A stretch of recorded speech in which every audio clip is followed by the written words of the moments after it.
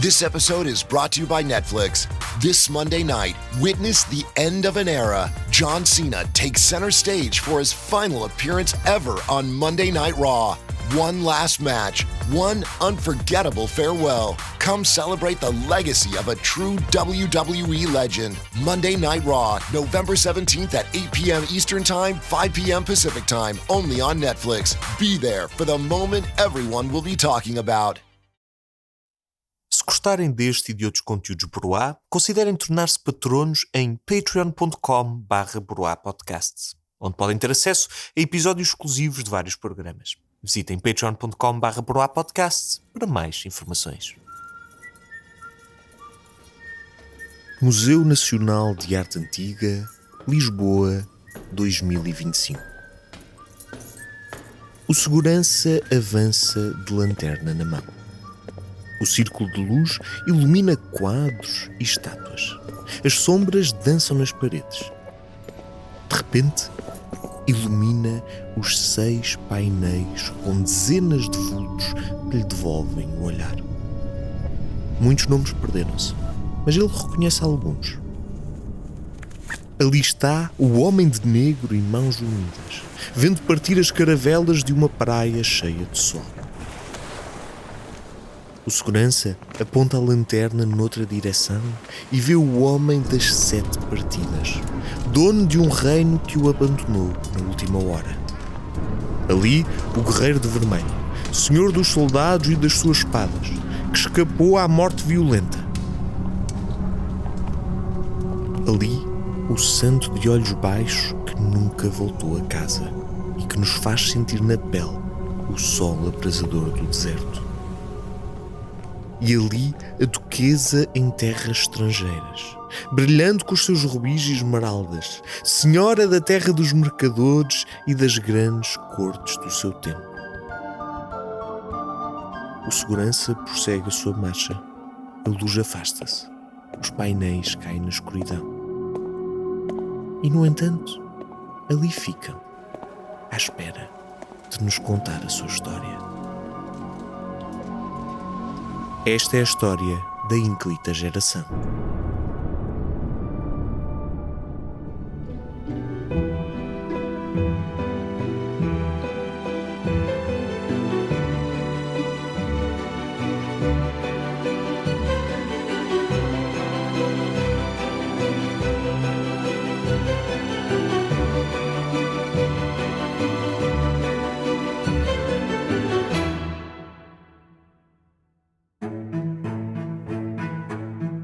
Olá a todos! Hoje trazemos a história de um conjunto de homens e mulheres magníficos. Figuras que, mais que meros humanos de carne e osso, tornaram-se mitos no nosso imaginário popular. Um rei escritor, o pai dos descobrimentos, um político magistral, um infante santo, um condestável honrado e uma diplomata que desafiou todas as convenções. Mas há uma particularidade que une todas estas figuras. Eram todos irmãos. Todos filhos do famoso Dom João I, mestre de Avis. Infelizmente, a fama de uns lança sombra sobre o sucesso dos outros. E nem todos os infantes receberam a mesma atenção. Por isso, neste episódio, iremos repor a justiça. A verdade é que o papel destes 6 infantes foi de tal forma marcante que Camões dedicou a todos eles um elogio coletivo nos Lusíadas. Mas, pela defensão dos lusitanos, deixou quem o levou, quem governasse, e aumentasse as terras mais que dantes. Ínclita geração, altos infantes. Mas antes de falar dos filhos, é preciso conhecer os pais. Dom João I, mestre de Avis, subiu ao trono em 1385, depois de uma crise sucessória e da derrota dos castelhanos na Batalha de Aljubarrota. 2 anos depois, casou com a inglesa Philippa of Lancaster, ou seja, Filipa de Lencastre, neta do rei Eduardo III de Inglaterra. Enquanto Dom João I se ocupava com as obrigações régias, Dona Filipa de Lencastre fez o que se espera de uma boa rainha. deu-lhe herdeiros. Em apenas 14 anos, a rainha teve 8 crianças, 6 rapazes e 2 raparigas. 2 deles, infelizmente, morreram cedo. Branca, com 1 ano de idade, e Afonso, o primogênito, com 10 anos. No entanto, os outros 6 infantes não só sobreviveriam até à idade adulta, como mudariam a história de Portugal e até a história do mundo.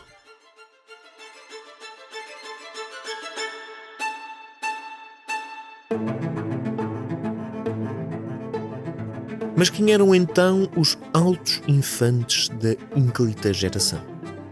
Já os conheceremos em maior detalhe, mas para já comecemos por uma curta apresentação. O mais velho, Dom Duarte, o rei escritor conhecido como o Eloquente, herdou a coroa de Dom João I. A seguir, temos o ambicioso infante Dom Pedro, político sofisticado e charmoso que assumiu a difícil tarefa da regência após a morte do irmão Dom Duarte. A seguir, encontramos talvez o mais famoso dos infantes, Dom Henrique, pai dos descobrimentos portugueses, que a partir do Algarve pôs em prática o sonho da expansão além-mar. A meio da lista chega-nos Dona Isabel, a única infanta mulher, que saiu de Portugal para casar com o Duque da Borgonha e tornou-se uma das maiores diplomatas do seu tempo. Logo a seguir, vem Dom João, mestre da Ordem de Santiago e condestável de Portugal, um cavaleiro e militar de grande honra e lealdade para com os irmãos. E finalmente, o mais novo dos infantes, o piedoso Dom Fernando, o Infante Santo, cuja morte o transformou num dos maiores mártires da nossa história. Resumindo, um rei, um político, um navegador, um diplomata, um cavaleiro e um religioso. Imaginem-nos como uma família em que cada um tem a sua especialidade, o seu talento secreto. Foram 6 irmãos que protagonizaram invasões falhadas, dilemas morais, casamentos internacionais, projetos expansionistas, batalhas sanguinárias e grandes sucessos diplomáticos. Foi esta geração que reinventou Portugal num dos momentos mais sensíveis da sua história. E tudo começou em 1415, na altura em que Dom João I, o pai de família, sonhou em conquistar uma cidade. Mesmo sem o saber, esta sua decisão iria levar a uma das grandes vitórias militares do seu país, à morte de um dos seus filhos, ao martírio de um santo e ao nascer de um novo império.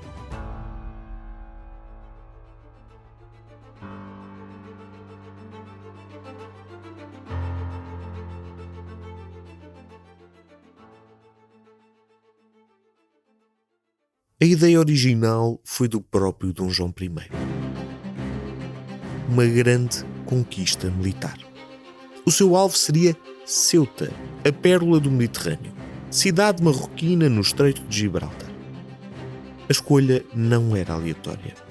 Com a conquista de Ceuta, Dom João fazia o bingo de qualquer rei europeu. O poderio militar, a expansão da fé cristã, o domínio do comércio marítimo e a abertura das portas de África com as suas especiarias, azeite, ouro e marfim. Por isso, não olhou a meios.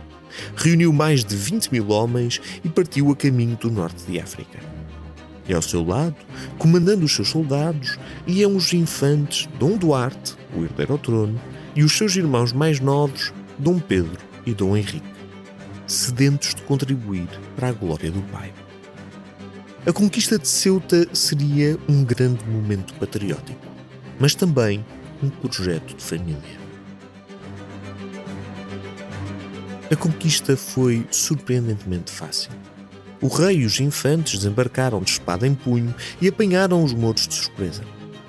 Foi uma vitória arrancada em lutas corpo a corpo, por becos e ruelas, com lâminas e pedregulhos a voar em todas as direções e o sangue quente misturado com o mel, o azeite e as especiarias entornadas ao chão.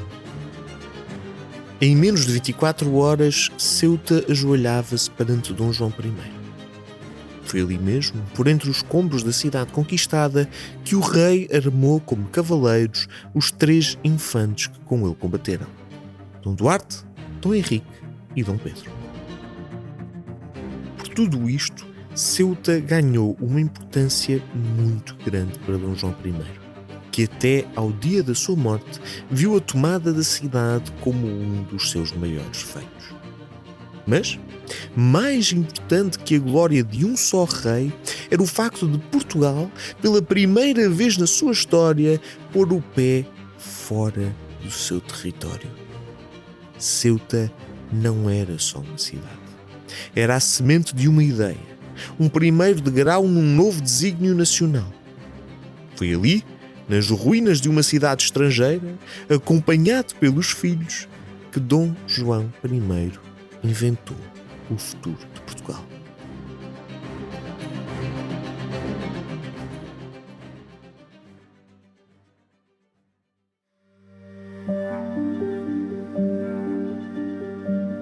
Como era a joia da coroa portuguesa, Ceuta precisava de um controlo apertado.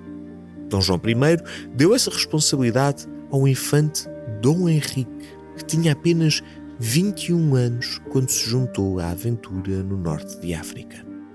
Choveram recompensas. Tornou-se Duque de Viseu, Senhor da Covilhã, administrador da Ordem Militar de Cristo e ficou com a pesada missão do governo de Ceuta, garantindo o abastecimento e defesa da cidade a partir do Algarve.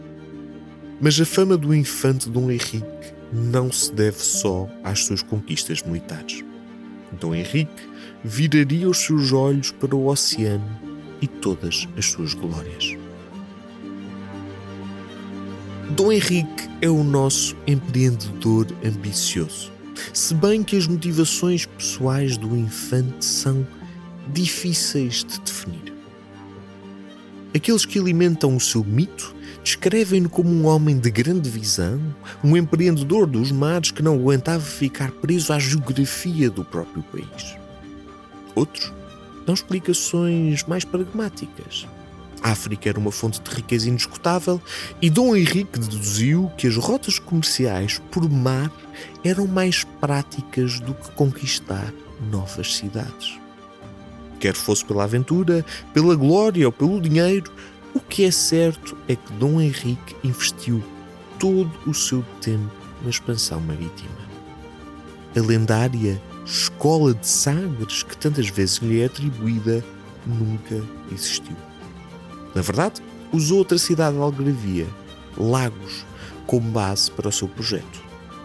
Recrutou cartógrafos, astrónomos, engenheiros navais e mestres navegadores, mandou construir navios e traçar rotas e mapas, tornou-se um especialista na navegação do Atlântico Norte.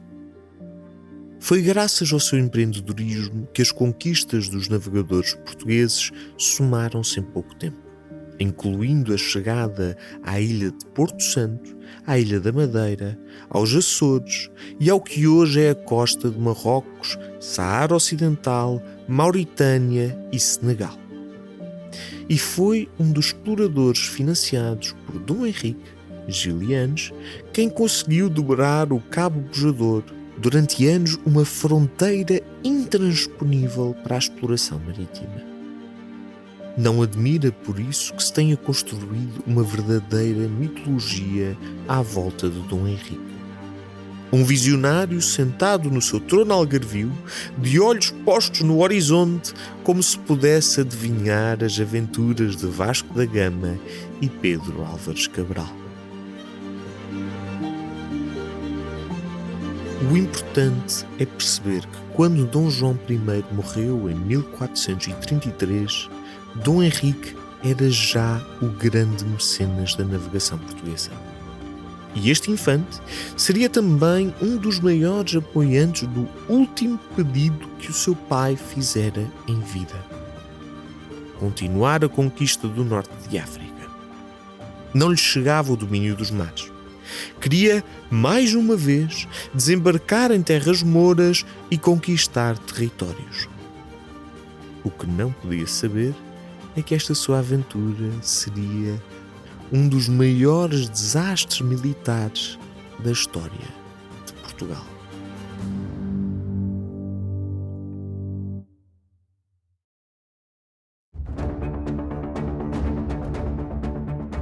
Já no leito de morte, Dom João I deixara aos filhos um derradeiro pedido: continuar a conquista africana e tomar a cidade de Tanger. A operação ficou a cabo de 2 infantes que acompanharam Dom João I em Ceuta. O primeiro já conhecemos, Dom Henrique, mas o segundo era nada mais, nada menos que Dom Duarte, o herdeiro da coroa. Estes 2 irmãos não podiam ser mais diferentes. Enquanto Dom Henrique, líder destemido dos navegadores e caravelas, passava o seu tempo ao sol e à beira-mar, Dom Duarte preferia os livros, a burocracia administrativa e os corredores úmidos dos palácios de Lisboa. Dom Henrique era alto e forte, um homem extrovertido e fisicamente corajoso. Já Dom Duarte, de tez pálida e olheiras profundas, tinha tendências melancólicas. Enquanto Dom Henrique apreciava a companhia de marinheiros, comandantes e cientistas de toda a Europa, Dom Duarte passava horas sozinho a andar a cavalo, num silêncio introvertido. E, no entanto, foi sob a cabeça baixa de Dom Duarte que caiu a coroa de Portugal, assim como a responsabilidade de invadir Tanger. As suas hesitações em avançar para a guerra eram constantemente interrompidas por Dom Henrique. Nas palavras de Oliveira Martins, Dom Henrique precipitou-se como um falcão sobre Dom Duarte, que acabou por aprovar a campanha. Mas, ao contrário de seu pai, não foi ele a embarcar na direção da glória. Essa responsabilidade recaiu sobre o falcão Dom Henrique e outro dos infantes, Dom Fernando. Dom Duarte, vou fazer aqui uma shameless promotion, Dom Duarte seria o género de pessoa que recorreria à nossa lista de livros da Amazon, onde podem encontrar alguns dos livros que nós utilizamos para as nossas pesquisas e que são para o vosso conhecimento geral e de história do mundo.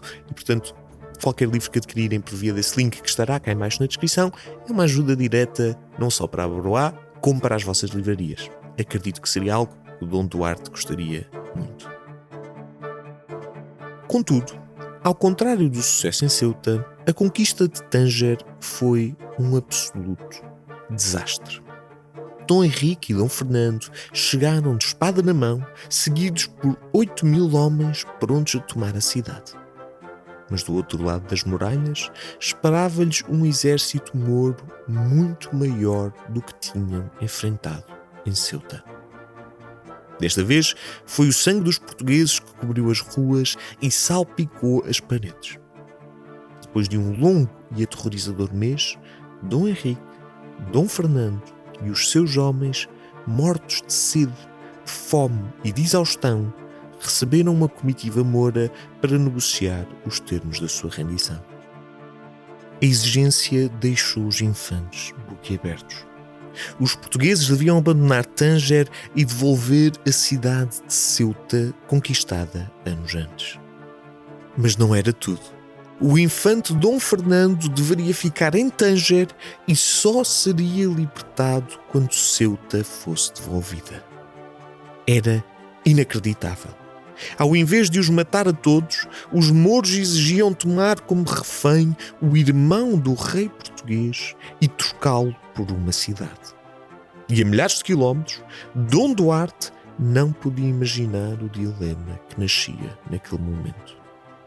Em breve, teria de escolher entre o país e a família, entre a memória do pai e a vida do irmão mais novo.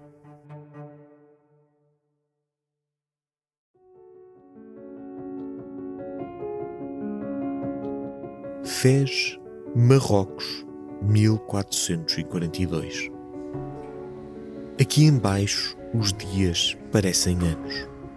O prisioneiro aguarda a chegada da noite e recita os salmos de memória para afastar a dor e a fome. Já foi escravo, tratou de cavalos, carregou pedregulhos, dormiu em celas de madeira, exposto ao sol abrasador e ao gelo da noite do deserto. Agora, esta cova é a sua casa. Quando uma mão caridosa deixa cair sobre ele um pedaço de comida, o prisioneiro afugenta os ratos e os insetos, parte-o ao meio com dedos trêmulos e divide-o com os companheiros de infortúnio. Não sabe os seus nomes, nem eles sabem o seu. Aqui embaixo, nas profundezas do inferno, é só mais um prisioneiro esquelético, coberto de pó, de sujidade e de sangue, que implora por uma gota de água. Mas em Portugal, o país de onde veio é conhecido como Dom Fernando, o Infante Santo.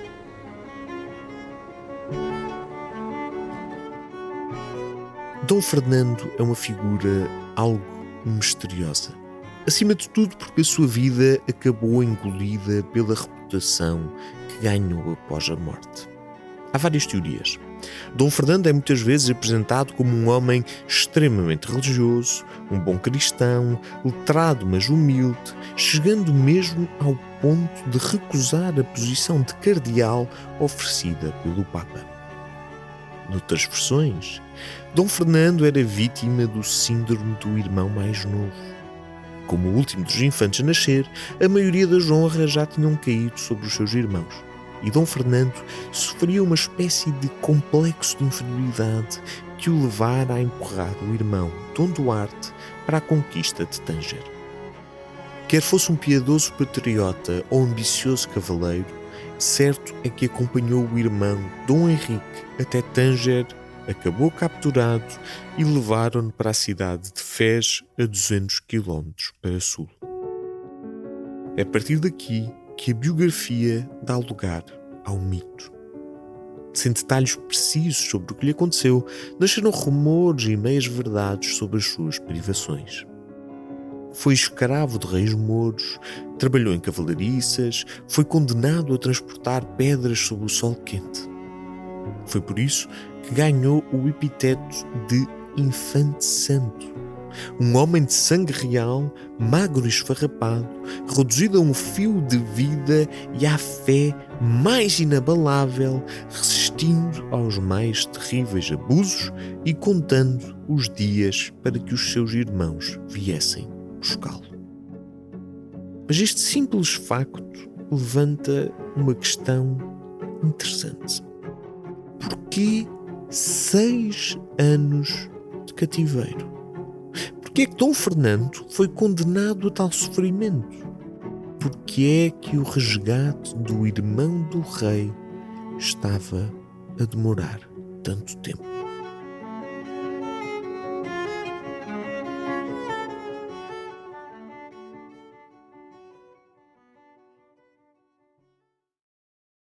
Em Lisboa, Dom Duarte, o rei melancólico, não sabia o que fazer. De todos os irmãos, é provável que fosse o menos indicado para herdar a coroa. A sua subida ao trono era um acidente. Afonso, seu irmão mais velho e legítimo herdeiro, morrera ainda em criança, com 10 anos. E por isso, após a morte de Dom João I, foi Dom Duarte quem assumiu as rédeas do país. Infelizmente, não era um líder natural. Os cronistas descrevem-no como introspectivo e hesitante, sem o carisma e a força do pai ou dos irmãos. Enquanto os irmãos eram homens de ação, Dom Duarte sentia-se em casa nos gabinetes e palácios. Preferia outras paixões. Adorava montar a cavalo, chegando mesmo a escrever o clássico livro da ensinança de bem cavalgar toda a sela. Também era poeta e ensaísta, tendo escrito longamente sobre os estados depressivos de que era vítima. E aqui vou tentar fazer alguma justiça à língua original, mas não é uma leitura de uma transcrição direta, porque há diferenças linguísticas muito grandes. E aquele pensamento entrou em meu coração, que per 6 meses um pequeno espaço nunca o dele pude afastar. tirando-me todo o prazer e acrescentando uma maior tristeza, segundo o meu juízo que haver podia. Por isso, as responsabilidades do reino eram um fardo terrível para ele.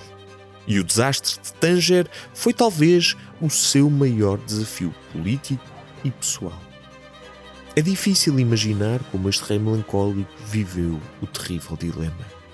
Das duas uma, ou entregava Ceuta aos mouros abdicando da conquista do pai, ou condenava à morte o seu querido irmão, Dom Fernando. E para piorar a situação, a corte portuguesa dividia-se ao meio. Alguns argumentavam que Ceuta era uma conquista demasiado valiosa para ser abandonada.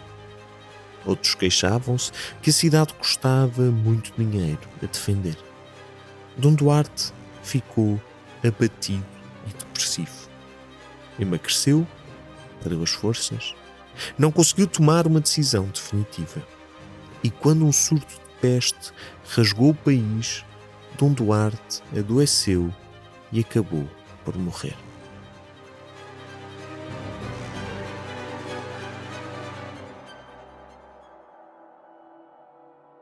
Talvez a sua única consolação foi nunca ter assistido ao destino de Dom Fernando.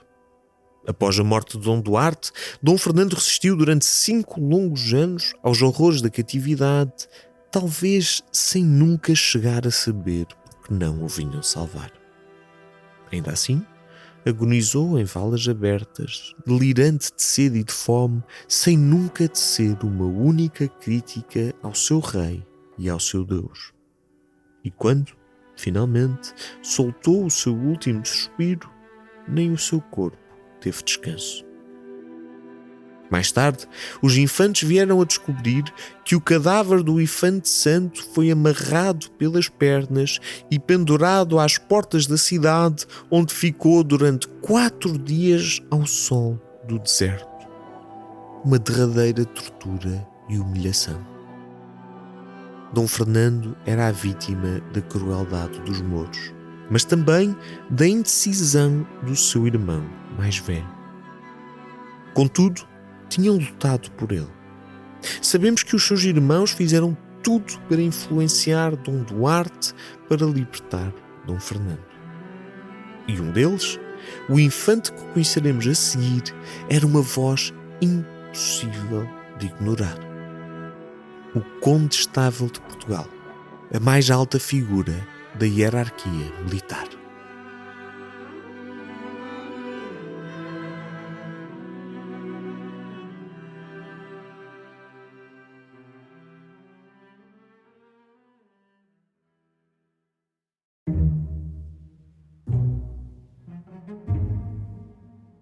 Voltemos um pouco atrás à altura da terrível indecisão de Dom Duarte. O país podia estar dividido quanto aos destinos de Ceuta e de Dom Fernando, mas os irmãos parecem ter sido todos da mesma opinião. Mais valia abdicar de uma cidade que abdicar de um infante. Um dos grandes defensores da rendição de Ceuta era, ironicamente, o Condestável de Portugal, o infante Dom João, o 5º filho do mestre de Avis. Nascido no virar do século, em 1400, Dom João mostrou desde cedo uma personalidade calma, sensata e piedosa. Tal como os irmãos, cresceu a ouvir as histórias e épicos de cavalaria, aprendeu cedo a montar e a combater e preparou-se para a guerra. No entanto, em 1415, era demasiado novo para acompanhar o pai e os irmãos na conquista de Ceuta. Ter ficado para trás parece ter moldado a sua personalidade. O pai fê-lo mestre da Ordem de Santiago, uma ordem militar criada no século XII especificamente para combater os mouros. Mas mesmo assim, Dom João revelou-se um militar que sempre conseguiu evitar, de propósito ou por acidente, usar a espada. Assim que começou o planeamento da invasão de Tanger, Dom João colocou-se contra a via militar. Enquanto Dom Henrique empurrava Dom Duarte para a batalha, Dom João parecia acreditar no poder da palavra, na evangelização dos mouros por via pacífica. Detestava detestava a ideia de Portugal ser envolvido numa guerra santa contra os seguidores de Maomé. E quando finalmente Dom Henrique atacou a cidade de Tanger, Dom João ficou para trás com tropas de reforço e não chegou a tempo de evitar a tragédia. Sabemos pouco sobre a sua personalidade mais íntima, mas parece provável que o condestável de Portugal e mestre de uma grande ordem militar fosse, na verdade, um homem sensato para quem a morte dos seus homens era mais um desperdício que uma glória. Por tudo isto, não surpreende que Dom João fosse a favor do salvamento de Dom Fernando. Para ele, a perda de uma posição estratégica no norte de África era um pequeno preço a pagar pelo regresso do irmão. Contudo, já sabemos que não foi bem sucedido. Morreu em 1442, a tempo de chorar a morte do rei Dom Duarte, mas antes do terrível destino de Dom Fernando na sua prisão em Fez. E aqui é importante falar de uma curiosidade sobre a sua descendência. Dom João teve 2 filhas. A primeira, Beatriz de Portugal, seguiu-lhe as pisadas como católica piedosa. Foi a primeira mulher a governar a Ordem de Cristo e mãe de Dom Manuel, o rei que presidiu aos descobrimentos.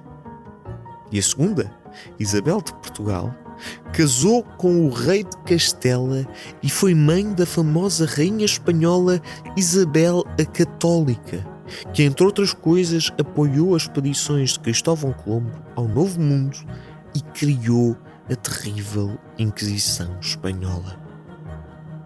Ou seja, o infante Dom João foi avô de 2 monarcas que, mesmo sem querer, continuaram o sonho expansionista de Dom João I e dos seus altos infantes.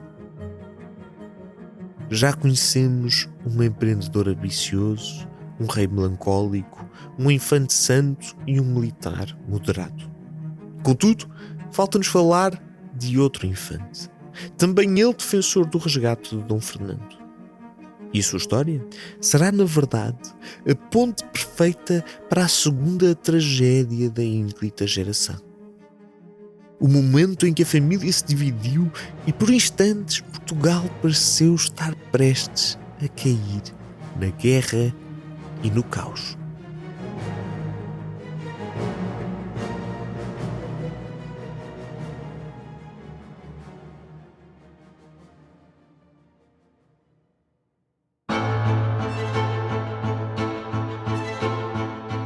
A morte precoce de Dom Duarte abre-nos caminho para o penúltimo infante, Dom Pedro, o segundo irmão. Já o encontramos há pouco a desembarcar em Ceuta ao lado do pai e dos irmãos. Mas enquanto Dom Duarte se preparava para herdar a coroa e Dom Henrique contratava marinheiros, Dom Pedro decidiu viajar. O Infante das 7 Partidas, como ficaria conhecido, ausentou-se do reino durante 5 longos anos e foi conhecer a Europa. Visitou o Mar Negro, lutou contra os turcos, recebeu um ducado no norte de Itália, traduziu Cícero e poemas latinos e passou pelas principais cortes europeias, onde impressionou toda a gente com a sua inteligência e sofisticação política. Era charmoso, pragmático e assertivo. Ao contrário dos irmãos que permaneceram em Portugal, as suas viagens pela Europa deram-lhe um certo distanciamento e olhar fresco.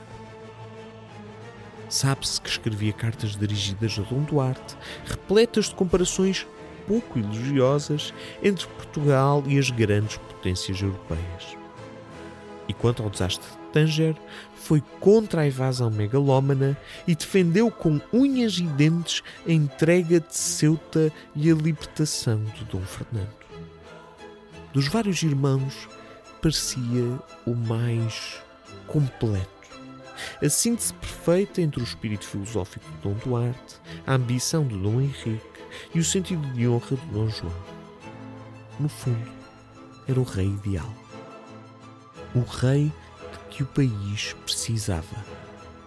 E a sua tragédia chegou exatamente quando começou a acreditar na sua própria ambição. Quando Dom Duarte morreu em 1438, o seu herdeiro era o pequeno Dom Afonso, com apenas 6 anos. O testamento de Dom Duarte era claro.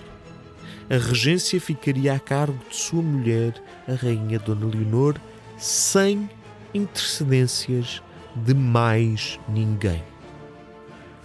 Mas esta situação caiu mal junto dos outros infantes.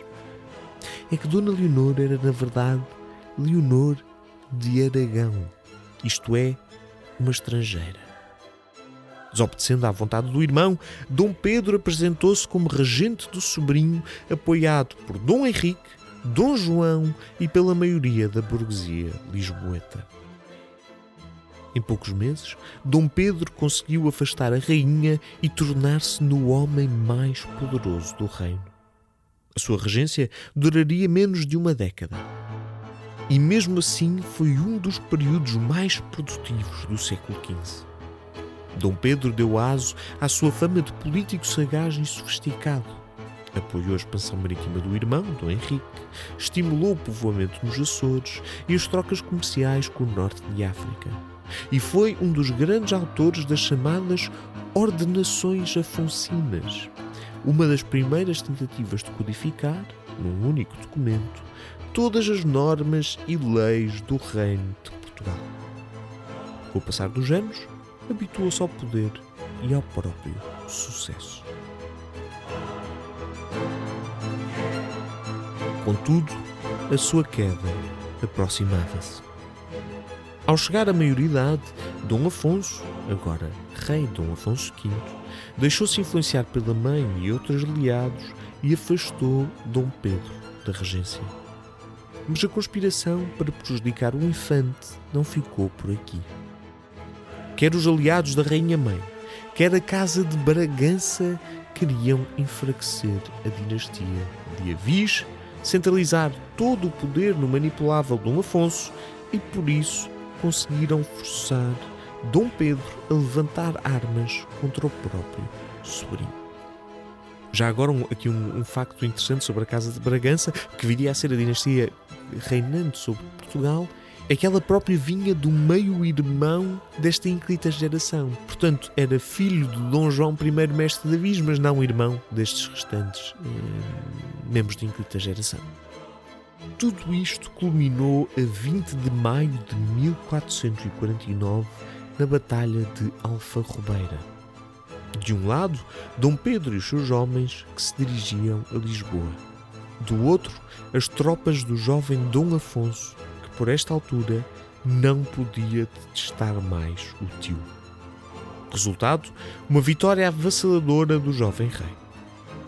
Foi em Alfarrobeira que o grande Dom Pedro encontrou a morte, diz-se, com um tiro no peito. E o seu corpo foi lançado a uma vala, já que Dom Afonso se recusava a dar-lhe um funeral decente. O infante das 7 partidas e ex-regente do reino ficou ali como um soldado comum, até que uma alma caridosa recolheu os seus restos mortais e só muito mais tarde seria trasladado para o Mosteiro da Batalha, onde descansaria junto dos seus irmãos. Por esta altura, quase todos os filhos de Dom João I já tinham morrido. O único sobrevivente era o eterno Dom Henrique, quase com 50 anos, refugiado em Lagos e nos sonhos de expansão. No entanto, falta um último infante. Na verdade, uma infanta. Uma personagem fascinante que ainda não apareceu nesta história por um simples motivo. Ainda nova, abandonou Portugal para casar com o homem mais rico da Europa. Mas a distância não é desculpa para a ignorarmos.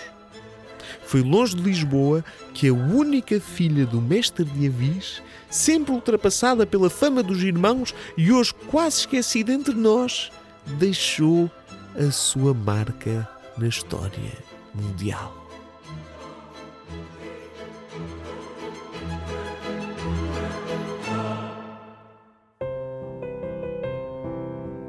infanta Dona Isabel nasceu em 1397 e passou a juventude junto dos pais. Enquanto os irmãos se preparavam para uma vida aristocrática e militar, Dona Isabel fez-se uma respeitável e inteligente senhora da corte, aprendendo os tradicionais bordados, canções e danças da época, mas também latim, francês e matemática. Em 1415, pouco antes do seu pai e irmãos partirem à conquista de Ceuta, a mãe da família, Dona Filipa de Lencastre, morreu vítima de peste. E foi Dona Isabel quem herdou as suas terras, rendimentos e responsabilidades. Por isso, quando finalmente decidiram casá-la, já com 32 anos, Dona Isabel não era o arquétipo da infanta inocente, protegida das amarguras da vida. Na verdade, tinha um dote considerável e passara o princípio da idade adulta a gerir a casa que fora da sua mãe. Talvez tenha sido isso mesmo que atraiu o seu futuro marido, Dom Filipe o Bom, Duque da Borgonha e Conde da Flandres, um dos senhores mais ricos e influentes de toda a Europa. Este Filipe o Bom é o Filipe o Bom que patrocinou as obras do Van Eyck e que capturou a Joana d'Arc no contexto da Guerra dos 100 Anos. Filipe o Bom é simplesmente um dos players mais importantes da história toda da Europa daquela época e foi casado com uma infanta portuguesa que, como veremos, geria-lhe basicamente as terras e deu-lhe filhos que mudariam para sempre a face da Europa. Quando saiu de Lisboa a bordo de uma comitiva de mais de 2.000 pessoas, a caminho da Borgonha, Dona Isabel levava consigo a sua inteligência e piedade, mas também o peso de representar a Casa de Avis no resto do mundo. Marido e mulher vinham de mundos opostos. A religiosa, humilde e recatada Dona Isabel mudava-se para a Borgonha, um ducado que compreendia uma faixa de território entre o norte de Itália e os Países Baixos. Era uma espécie de estado-almofada entre os franceses e o Sacro Império Romano, bem no centro da Europa. E o seu território incluía a Flandres, uma das capitais comerciais da Europa. O Duque da Borgonha era, por isso, absurdamente rico. A sua grande paixão era o ódio que nutria pela França, já que, anos antes, o seu pai fora assassinado pelo rei francês. Além disso, tinha um objetivo político ambicioso. Queria transformar o seu ducado num reino de grande dimensão que cortasse a Europa ao meio e o tornasse um dos monarcas mais poderosos do continente. Contudo, o duque não era conhecido pelo seu empreendedorismo. Era um procrastinador atroz, desinteressado pelo dia-a-dia da gestão do ducado e preferia passar tempo com dezenas de amantes. Quem nunca? Vestido de negro e coberto de joias, o duque era um misto de luto rançoso e ostentação de riqueza. Um homem com sonhos imperialistas, mas sem a capacidade de os pôr em prática. Foi aqui que se juntou o útil ao agradável, sendo que o duque claramente não era o útil e a Dona Isabel claramente era o agradável. O duque compreendeu depressa que Dona Isabel, a sua nova mulher, podia-lhe ser útil. E foi exatamente aqui que a infanta portuguesa entrou em cena nos palcos europeus.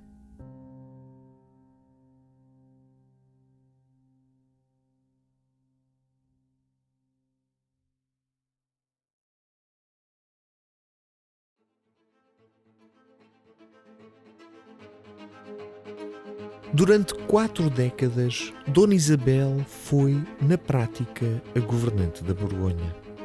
Internamente, pacificou os territórios dos Países Baixos, que teimavam em rebelar-se contra o ducado, e tentou travar a influência francesa na Borgonha. Aqui é importante não esquecer que Dona Isabel era filha de uma inglesa, Filipa de Lencastre, e descendente direta da coroa britânica. E que Portugal, o seu querido país de origem, tinha uma forte aliança com os ingleses. Na eterna batalha entre Inglaterra e a França, tudo isto decorre no contexto da Guerra dos 100 Anos, as simpatias de Dona Isabel eram claras. No que dependesse dela, a Borgonha ficaria do lado inglês para enfraquecer a França. Não só aprofundou as relações diplomáticas entre o seu ducado e os ingleses, como casou o seu filho, Carlos o Temerário, outra das grandes figuras da história europeia, Charles the Bold, que viria depois de morrer no contexto das lutas internas contra a França, com Margarida de York. Mas foi mais longe. Perante a óbvia inteligência da esposa, o Duque de Borgonha entregava-lhe com frequência as mais complicadas missões diplomáticas ou mesmo a regência do ducado. E é por isso que em 1445 Dona Isabel vai pessoalmente à França negociar com o rei Carlos VII, quando este se atreveu a atacar a Borgonha com as suas tropas. Enquanto cá em Portugal, Dom Pedro, Dom Henrique e Dom João faziam frente ao sobrinho e competiam pela regência, a sua irmã, Dona Isabel, liderava comitivas diplomáticas junto do rei de França e de Inglaterra, ajudando a manter o complicado equilíbrio de forças entre as várias potências. No entanto, com o passar dos anos, a relação de Dona Isabel com o marido acabou por deteriorar-se. Filipe o Bom tinha uma relação de grande rivalidade com Carlos o Temerário, o seu filho e herdeiro, fazendo tudo para o manter longe do centro de decisões. Este ódio paternal levou Dona Isabel a afastar-se do marido e, finalmente, da governação do ducado. Apesar do seu importante papel na diplomacia europeia, há um aspecto de Dona Isabel que vale a pena sublinhar. Parece nunca ter esquecido Portugal e, acima de tudo, os seus irmãos. Contratou os melhores artesãos para fazerem um túmulo de bronze dourado, com uma criança adormecida na tampa, dedicado ao irmão Afonso, o primeiro filho de Dom João, que morrera aos 10 anos, quando Isabel ainda era uma criança. Quando Dom Pedro morreu, em Alfarrobeira, e Dom Afonso recusou-se a enterrá-lo, Dona Isabel enviou os seus embaixadores a Lisboa, exigindo ao sobrinho que o corpo do ex-regente fosse trasladado para o Mosteiro da Batalha. E um mês antes de morrer, aos 74 anos de idade, Dona Isabel mandou para Lisboa um enorme carregamento de ouro para construir uma pequena capela e encomendar missas solenes pela memória de Dom Fernando, o Infante Santo, o seu irmão que morrera no deserto dos Mouros. A última sobrevivente da ínclita geração marcou definitivamente a história europeia e, ainda assim, nunca esqueceu a família e o país que deixara para trás.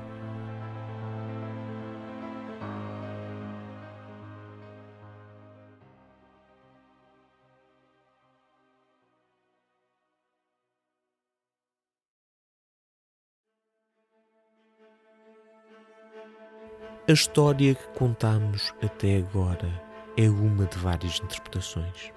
Na verdade, as biografias dos 6 infantes estão envoltas em algumas polémicas e mistérios, e o seu retrato nem sempre é consensual entre os historiadores.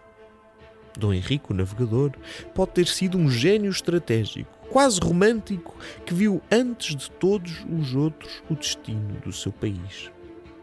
Ou então, foi apenas e só um ambicioso expansionista que sonhava com as riquezas de África. Dom Pedro foi um bem-intencionado político que usou a sua inteligência para desenvolver Portugal. Ou então, foi um político sagaz, perpetuamente agarrado ao poder, que usou a regência e a influência sobre o sobrinho para reinar sem o merecer. Dom Fernando é ainda mais misterioso. Seria ele um piedoso cristão, entrando por Tanger para salvar as almas dos muros? Ou pelo contrário, um jovem guerreiro, sedento de oportunidades de brilhar, que quase forçou o irmão Dom Duarte a uma aventura suicida? E já agora, por que é que a inclita geração marchou sobre Tanger? Será que o Dom Duarte queria honrar a memória do pai? Dom Henrique sonhava com mais uma glória militar?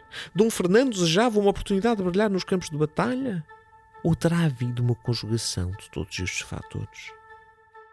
Década após década, século após século, vários cronistas e historiadores foram reescrevendo a biografia destas figuras para seu próprio proveito, escondendo a verdade sobre camadas de mistificação.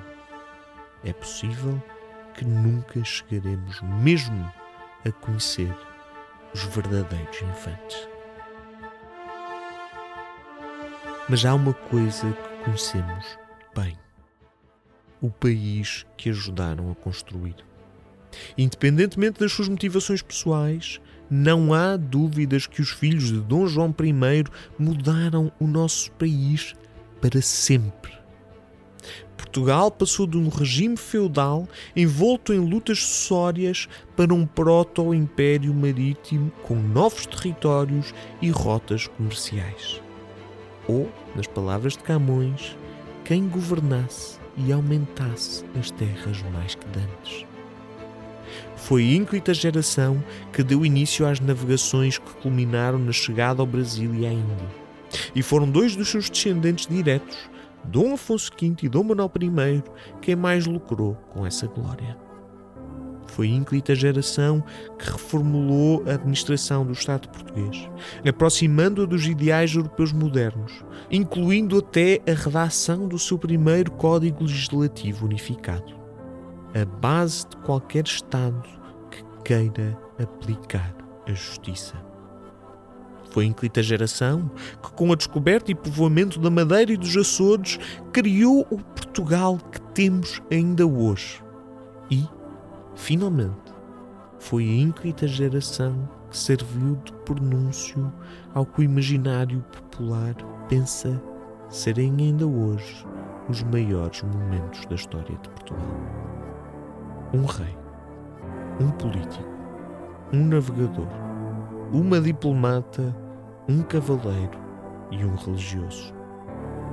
Estes 6 irmãos reinventaram Portugal para o bem e para o mal. E para o bem e para o mal, o país onde hoje vivemos é o país que eles ajudaram a criar.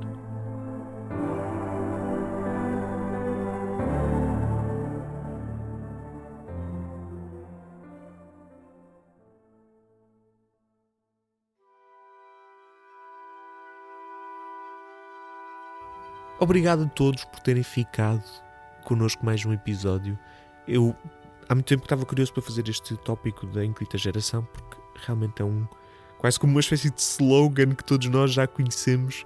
Eu vou falar da ínclita geração, mas realmente quem é que eles eram, não é? Quem é que eram mesmo estas pessoas? E das histórias todas, a que mais me surpreende e entusiasma não é a do infante Dom Henrique, que nós vemos a sua cara plasmada em basicamente todo o lado, mas é a da infanta Dona Isabel, que realmente, muito subrepticiamente, de forma muito pouco conhecida, em parte porque a historiografia das mulheres é sempre esquecida e posta de parte em comparação com muita da historiografia dos homens, acaba por ter um impacto gigantesco na história da Europa e do mundo, que sendo casada e sendo mãe de uma das figuras, vão mesmo ver quem é que era Charles o Temerário, ou Charles the Bold. É mesmo uma figura impressionante e mudou mesmo muita coisa. Eu queria também aproveitar para fazer uma coisa que não faço há muito tempo, que é agradecer. Nós já vamos há quase um ano deste projeto do História Obscura. Estamos agora em novembro, daqui a nada é dezembro, e teremos a celebrar o final de um ano. Mas acho que não faço o suficiente, que é agradecer a todos vocês. Nós temos tido cada vez mais ouvintes, temos recebido cada vez mais mensagens, contactos, pessoas com quem falamos ativamente na rua. Que para mim é sempre uma coisa tão surreal ser abordado por alguém que me pergunta se eu sou o tipo que está a fazer aquele podcast. E por isso obrigado a todos. Cada pessoa que nos ouve, cada pessoa que comenta, cada pessoa que nos diz algo, é mesmo uma grande vitória e uma grande felicidade para nós. E já agora, eu nunca lancei este desafio, mas lanço agora. Se há histórias que vocês querem que nós trabalhemos, se há histórias que vocês querem que nós contemos, deixem-nas aqui nos comentários deste episódio em qualquer uma das plataformas, porque nós depois conseguimos ver e responder. Sem roubar mais tempo, no próximo episódio vamos falar de um tópico que eu acho surpreendente, que é como conhecemos os deuses antigos. Ou seja, quais são os livros e o que é que estão nesses livros que nos serve de base para as mitologias antigas. É um tópico a não perder. Vemo-nos no próximo episódio.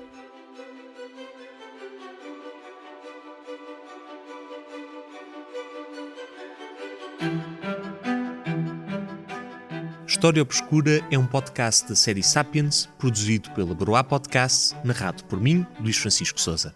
Com direção criativa de Luís Francisco Sousa, escrito por Renato Rocha, pesquisa por Nuno Mendes, Hugo Simões, direção técnica de Rita Cabrita, edição por Sara Milan, identidade gráfica desenvolvida por Rita Cabrita e Luís Francisco Sousa.